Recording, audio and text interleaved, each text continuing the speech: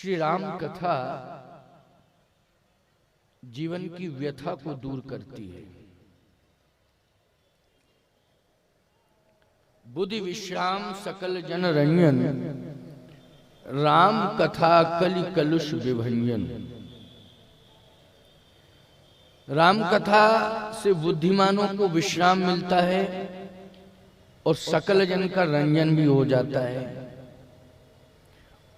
और कलि का कलुष भी मिट जाता है। कलि का कलुष,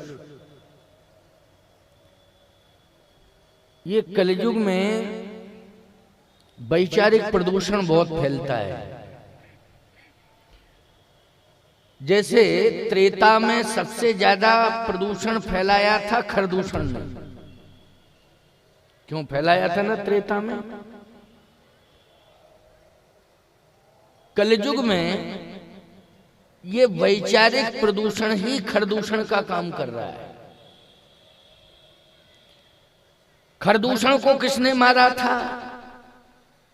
बोलो, भगवान राम ने। कथा सुनते हो ना, इसलिए सबको मालूम है, पढ़ते हो रामायण। खरदूषण को श्री राम जी ने ही मारा था, जबकि लक्ष्मण जी महाराज भी तैयार हैं मारने के लिए। बोलो, हैं कि नहीं? लक्ष्मण जी में भी ताकत है, सामान्य नहीं है लक्ष्मण। राम जी की तो जरूरत ही नहीं थी, लक्ष्मण ही पर्याप्त थे। जगमह सखा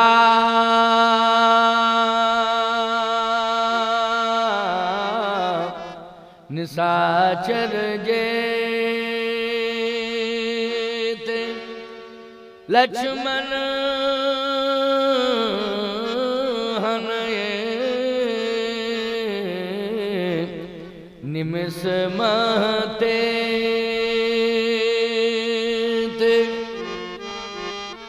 लक्ष्मण जी में ताकत है, वो खरदूषण को सेना के सहित समाप्त कर सकते थे। तो खरदूषण हो, बाली हो, रावण हो, इन सबने प्रदूषण फैलाया। क्या फैलाया? प्रदूषण। ये प्रदूषण ही तो था। गौशाला में आग लगा दो, जहां यज्ञ हो रहा हो यज्ञ नष्ट कर दो। महात्मा भजन कर रहे हो, सीधी सी बात यह है कि उनको ऐसे नहीं मारना है, खून पीना है उनका। वो खून पी जाते थे ये राक्षस। अब बताओ, खून पी लिया, बची हड्डी। यज्ञ में जो देवता यज्ञ आदि में उपस्थित होते थे, वो सब रावण को देख करके भागते थे। उन्होंने मुखिया बन करके प्रदूषण फैलाया। भगवान ने स्वयं अपने हाथों से उन्हें मारा। बोलो, भगवान ने मारा कि नहीं? किसने मारा? श्री राम ने मारा। याद रखना, जो धर्म विरोधी बयान देते हैं, जो यज्ञ आदि धार्मिक अनुष्ठानों का विरोध करते हैं, जो तीर्थों में जाकर के प्रदूषण फैलाते हैं, उनके अस्तित्व को मिटाने के लिए इस कलिकाल में राम की कथा ही राम बन करके आ चुकी है। प्यारे, श्री राम की कथा से ही इनका अस्तित्व मिटेगा। इसलिए राम की कथा सुनना बहुत आवश्यक है और रामचरितमानस को पढ़ना बहुत जरूरी है। ग्रंथ तो बहुत हैं, लेकिन सभी ग्रंथों ने अपनी सहमति रामचरितमानस को दे दी। छह शास्त्र सब ग्रंथन को रस। किसी भी ग्रंथ ने रामचरितमानस का विरोध नहीं किया। कुछ लोग चर्चा करते हैं कि काशी में जब तुलसीदास जी महाराज राम कथा कहते थे तो रामायण का उस समय विरोध हुआ, रामचरितमानस का विरोध हुआ, ऐसा लोग कहते हैं। चलिए, मैं भी इस बात को सुनता हूं और सुनता भी हूं, समझता भी हूं। किस बात का विरोध था भाई?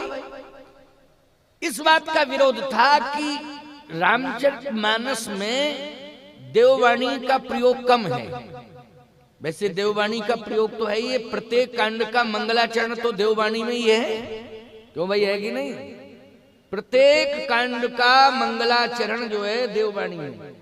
लेकिन काशी के विद्वानों का ये कहना था कि देववाणी में मंगलाचरण तो है, लेकिन जब विस्तार हुआ तो उसमें हिंदी का प्रयोग किया गया, अवधी भाषा का भी प्रयोग है।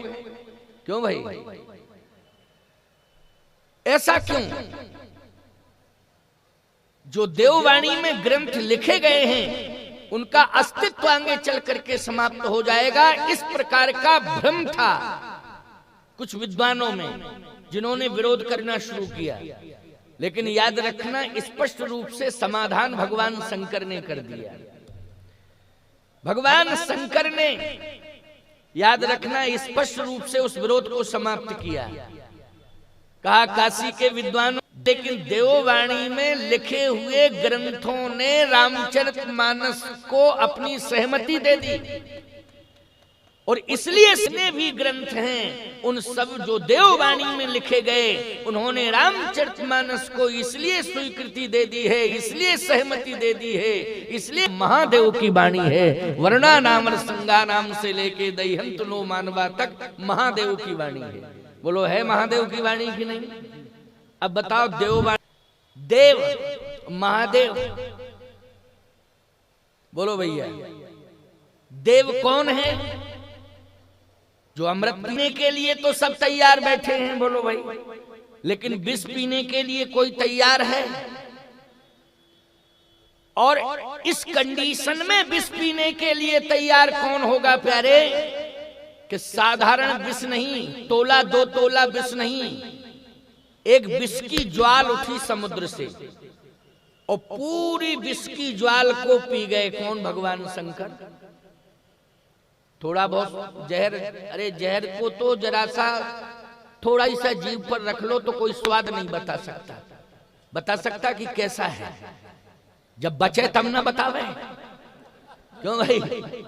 जब बचे तो बतावे, क्यों? हमके संचालन बहुत बढ़िया करता है वाला है? क्या हाल है हमारे मास्टर साहब के? हाँ राम जी, ठीक है, स्वस्थ हैं? अच्छा। तो उनके हृदय में राम कथा है। रचि महे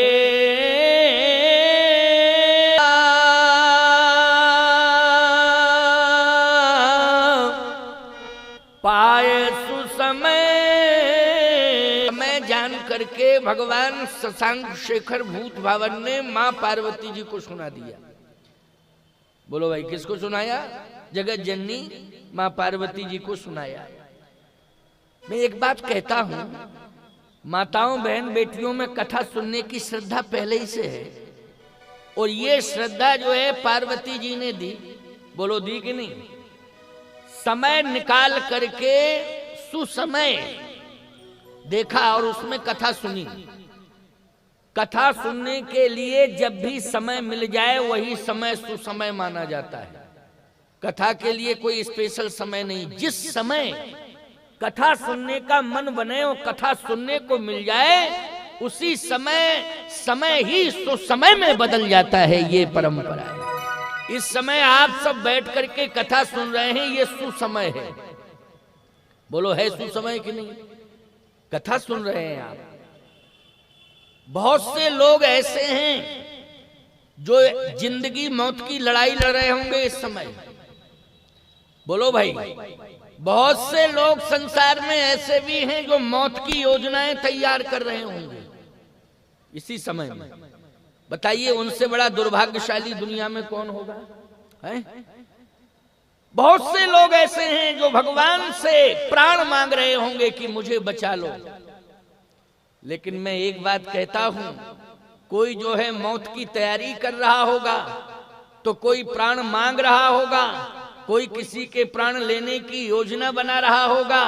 लेकिन सत्य तो ये है, इस समय जितने लोग इस परिसर में बैठे हैं, मैं दावे के साथ कह रहा हूं, वो सब लोक और परलोक दोनों को योजना बना रहे हैं कि हमारा लोक भी बन जाए और परलोक भी बन जाए। बोलो इससे बढ़िया सुसमय और क्या होगा।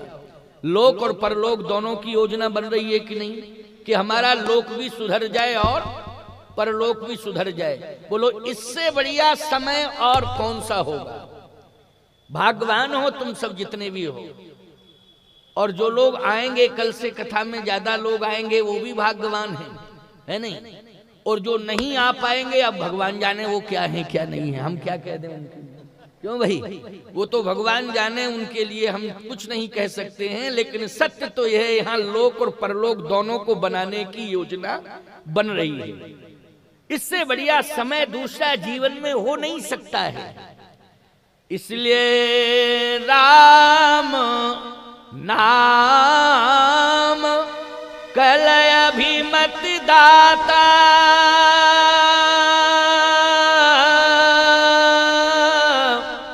हित परलोक लोक पितु माता। राम का नाम और राम की कथा, ये दोनों ही लोक परलोक बनाते हैं। राम जी का नाम और राम की कथा, इसलिए आपका लोक परलोक बन रहा है। भगवान शिव ने सुसमय समझ करके पार्वती जी को कथा सुनाई, और पार्वती जी ने कथा सुनने की जिज्ञासा प्रकट की। पार्वती जी श्रद्धा लेकर के आई थी। देखो जिनके जीवन में श्रद्धा होगी वही कथा स्थल पर आएंगे, है ना। कुछ लोग कहते हैं महाराज, कुछ ऐसे भी लोग आ जाते हैं कि आते तो हैं लेकिन कथा सुनते नहीं, उनका मन नहीं लगता, कथा में मन नहीं लगता। तो वो श्रद्धा लेके नहीं आते हैं, वो संशय लेके आते हैं। वो क्या लेके आते हैं? संशय लेके आते हैं। जैसे सती भी कथा स्थल पर पहुंची लेकिन संशय लेकर के गई, और पार्वती जी भी पहुंची कथा स्थल पर, वो श्रद्धा लेकर गई। तो बोलो भाई, सती उपस्थित है लेकिन संशय लेकर के गई तो कथा सुनने में मन नहीं लगा। लेकिन पार्वती जी श्रद्धा लेकर के गई तो याद रखना, उन्होंने कथा सुनी और अपने कल्याण के लिए ही नहीं, कथा जो सकल लोक हितकारी सोई पूछन चह शैल कुमारी। ऐसी कथा सुनाइए आपकी कि मेरा ही कल्याण नहीं संपूर्ण जगत का कल्याण हो जाए, ऐसी कथा आप सुनाइए। इसका मतलब यह है कि कथा एक व्यक्ति का कल्याण नहीं करती है, कथा पूरे जगत का कल्याण करती है।